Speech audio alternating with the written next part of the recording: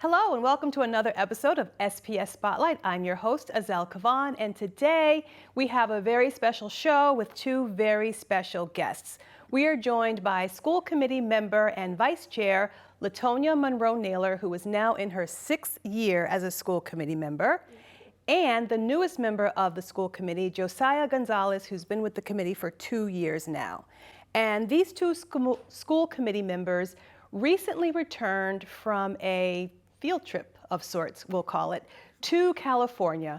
They were part of a contingency of about a dozen educators, principals, counselors, students, and parents from Springfield Public Schools who visited a district in California. The purpose of this visit was to see what they could learn from a school district that was very much entrenched in Portrait of a Graduate, work that we've been doing for about 3 years. And so we hope to learn what you learned at Mission Vista and what you hope to bring back. So let's start with you, school committee member Monroe Naylor. Why did you want to, first of all, take this trip?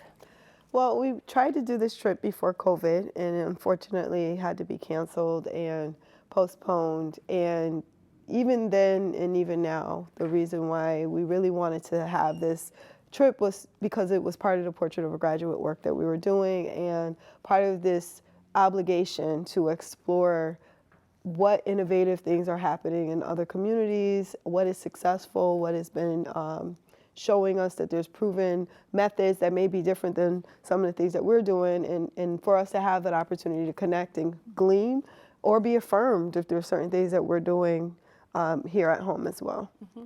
And I think what was so great about the two of you going from the school committee is that we have you who have been a part of Portrait of Graduate from the very beginning, and the newest member of the school committee who kind of just jumped in as soon as you became a part of the committee and got it started on Portrait of a Graduate. So what was the leading factor for you to take, it's a long trip, it's a lot of time, so what made you want to go on that trip? I think part of it is that I am a lifelong learner. And any role that I come into, even most recently on the school committee, to me it's important that I understood all the initiatives, including Portrait of the Graduate and all the work that was associated with POG.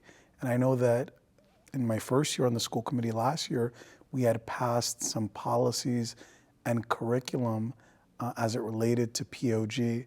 Being able to go on the trip and understand, we did the financial literacy, that was one of the uplifts out of Portrait of the Graduate with the Dave Ramsey. I was like, okay, we're passing policy, and sometimes from a high level of doing that, we don't actually get to contextualize, what does that mean? Mm-hmm. How does that get operationalized in a school? Mm-hmm. And even before going to California, we did a walking tour of one of our own schools. Say, what does this look like? And again, being a lifelong learner, it came full circle for me.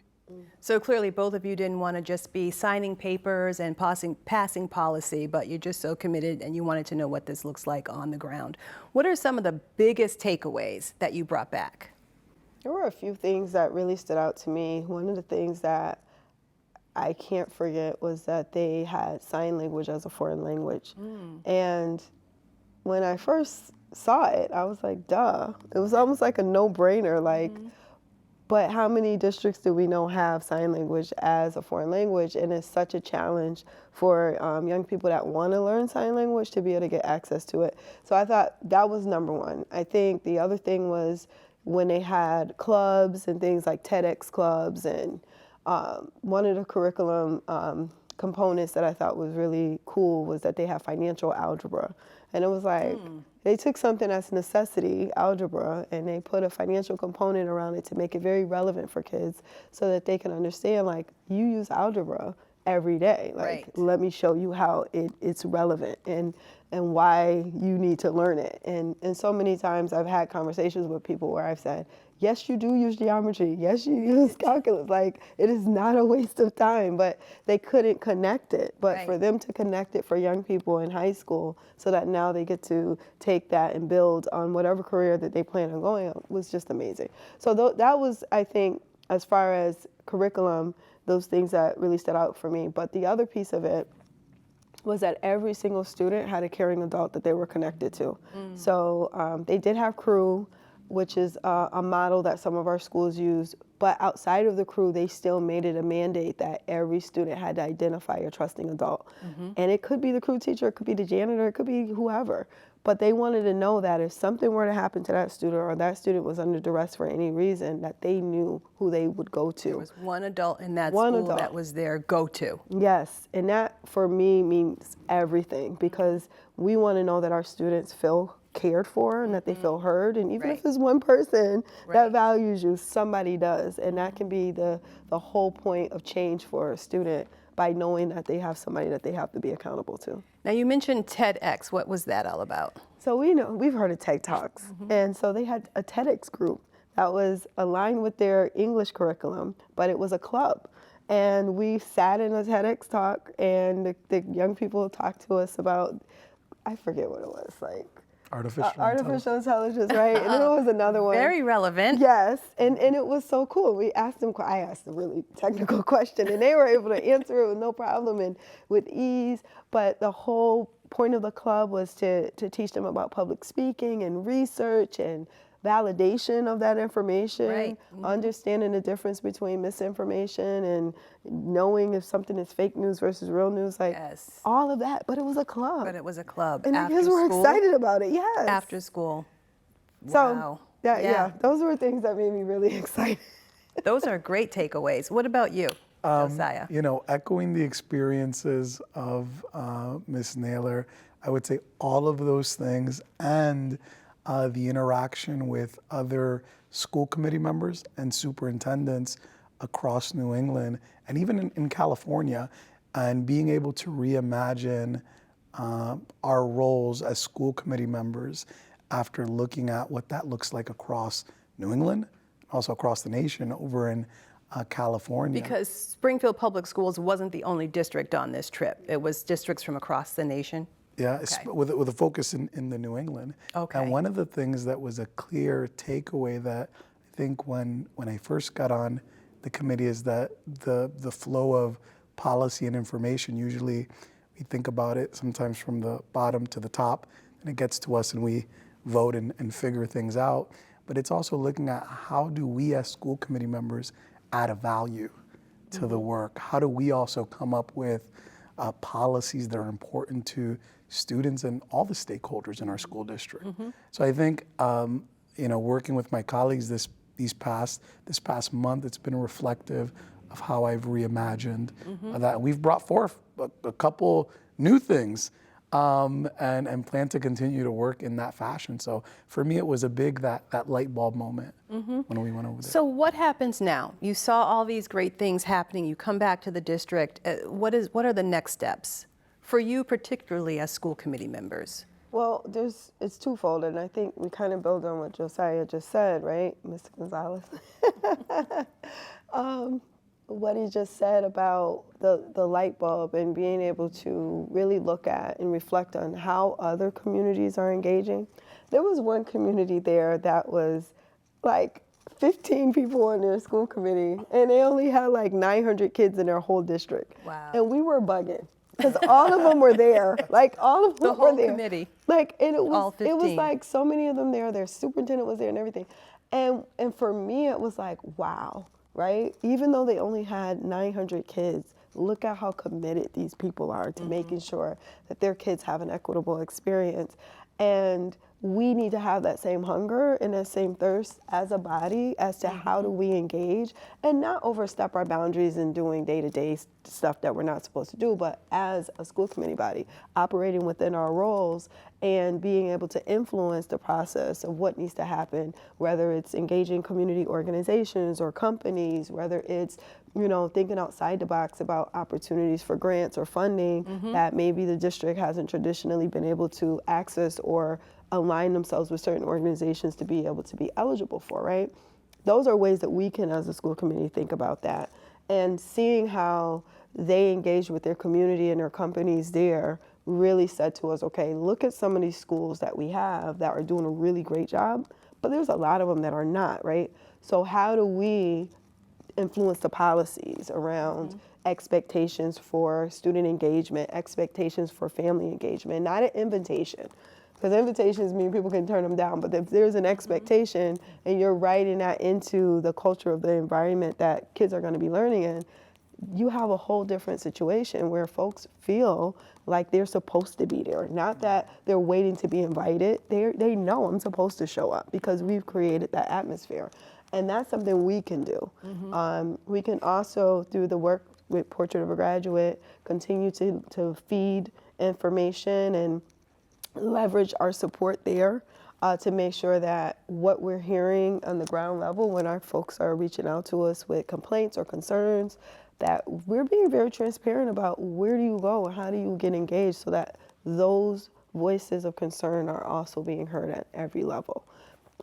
We want to do better. We want to make it better for our families and for our community and also for our staff and our employees. And so that onus is on us. And I think the more that we continue to engage and learn from others how we can do that more effectively, the better we're all going to be for it.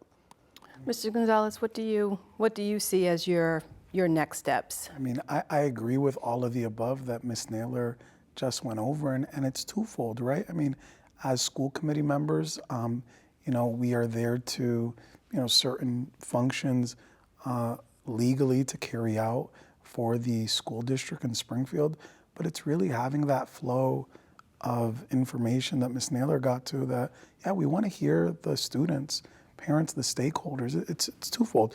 We can do things, I think, as leaders in our roles, in a reactive fashion when a constituent brings something forward, which is it's fine.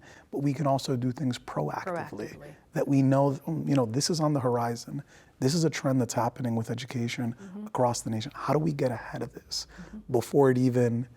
And I think we need to activate that level of service on the school committee, because I think it's easy for us to render, and sometimes because we're not doing this full time, and sometimes it's easy to get hands off a little laissez-faire and just kind of let things flow, and as they come, vote on them. But what a beautiful thing it is to sincerely sit down and listen to our educators. We did that last night. It was beautiful. Listen to best practices, and from there hear from people and say, okay, what policies do we need to implement to make that successful?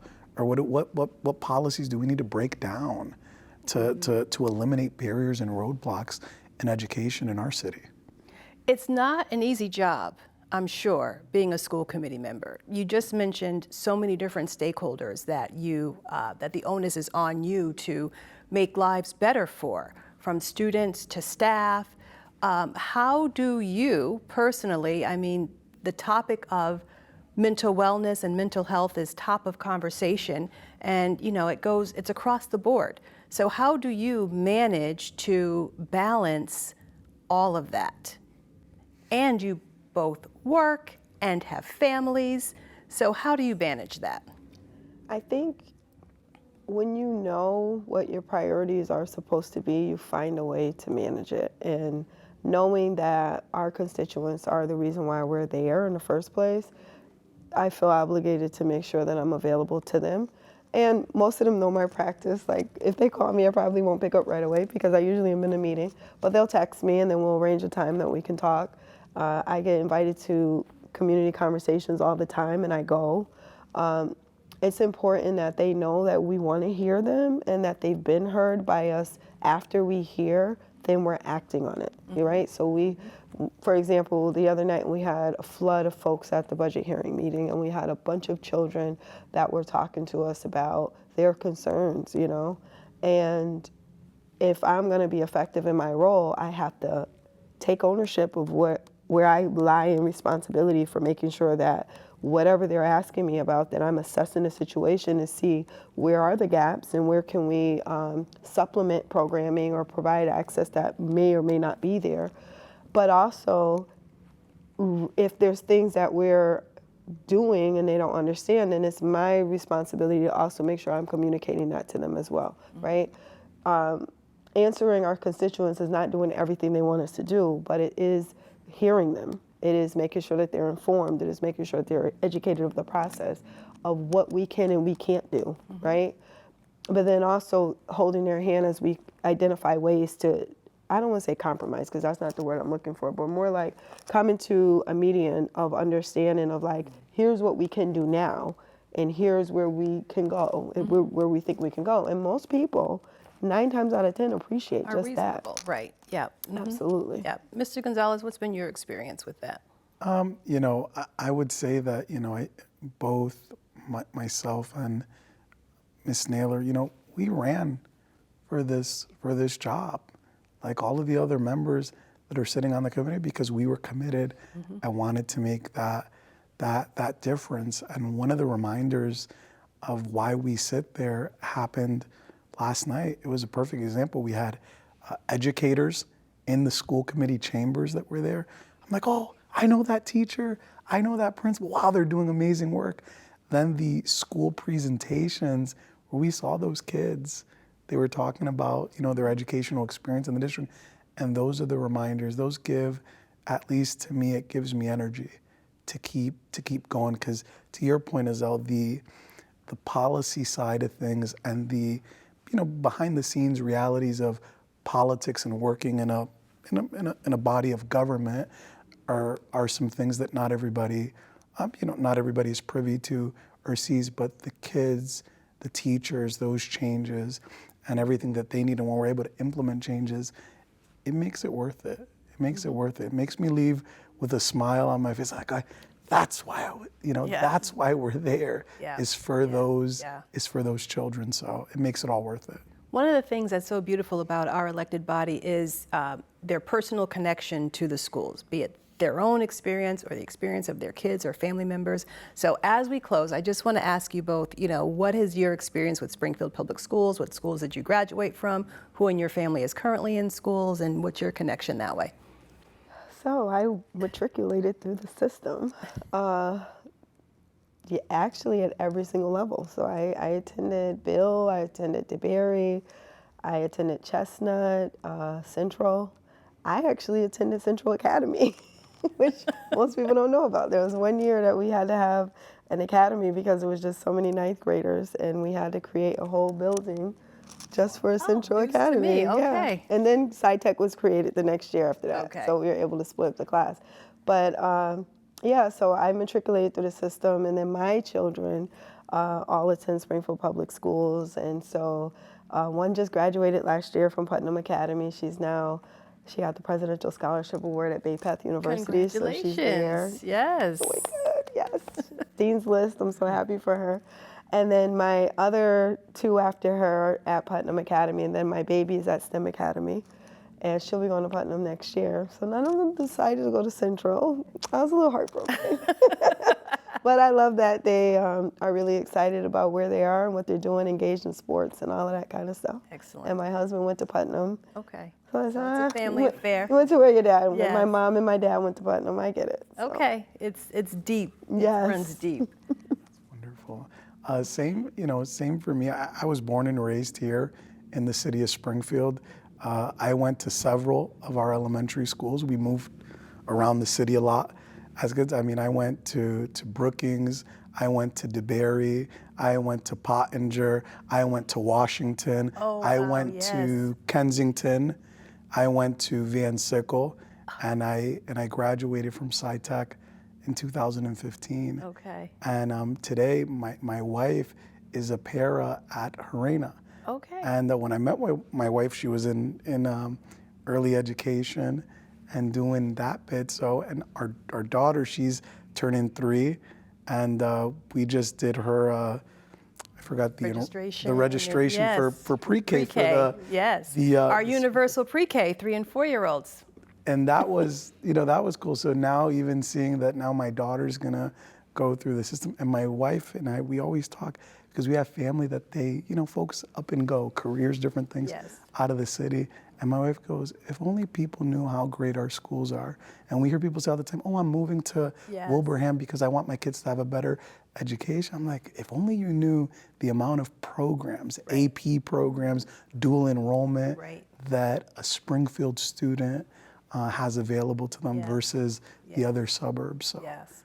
We have to do a better job of telling our story. We certainly try every time we can, but we just need to shout it from the mountaintops. And so hopefully programs like this helps to inform the public locally and otherwise about all of the great programs that are happening here in our district. And I want to thank our special guests for joining us today. And I just want to close by saying if there was any last comments or anything you wanted to add before we close out. I just want to say I love my city. I love our schools, and I'm just going to keep doing whatever I can to support them. Thank you. This has been another episode of SPS Spotlight. Stay tuned to this station for more.